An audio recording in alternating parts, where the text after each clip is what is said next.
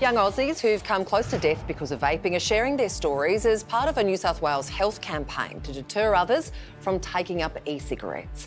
22-year-old Xavier Roper's 9-month vaping habit landed him in ICU where he almost suffocated, and he's one of many to end up in hospital. Just getting out of high school, there I am with the worst breathing I've ever had in my life. I tried to take a deep breath in. It was like my lungs were squeezing in on themselves. I think I was having a hit of it every 10 seconds. Xavier's with us now. Xavier, I understand you were 30 minutes from death. Tell us about the night you almost died.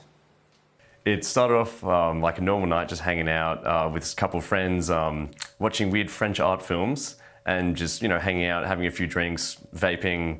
And yeah, as I was going through the night, I started feeling a bit of, I had a bit of a scratchy throat, a bit of chest pain, kind of nothing too concerning, but just things I'd kind of been dealing with after having vaped for that period of time. I ended up going home early. I thought I'd just sleep it off and be fine in the morning.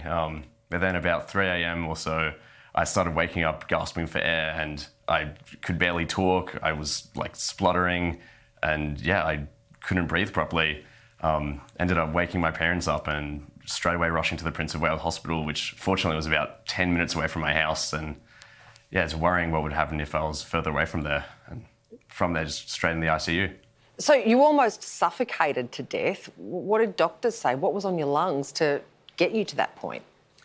Essentially just lung damage from the vaping, and it was a small virus that essentially just threw my entire system out of whack, and my lungs just couldn't support themselves just from the cumulative damage of the vaping and then, yeah, having the virus as a catalyst. So, Xavier, how often were you vaping?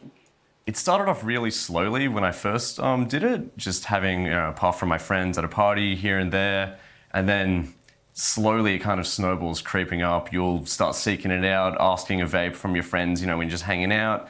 Then eventually you buy your own one from the tobacconist, and then it just spirals into you having a hit every 15 minutes or so, and you're having it out the back of work, it just doesn't leave your hand. Xavier, did you ever smoke cigarettes before you started vaping?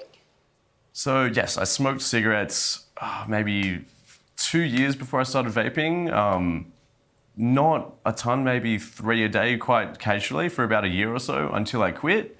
That was part of what maybe not realize how dangerous vaping could be. I assumed it was a safe alternative to cigarettes, and I thought, oh, if I have one of these, it's not as bad as smoking. It has none of the bad side effects, so it can't nearly be as bad, but I guess I was wrong.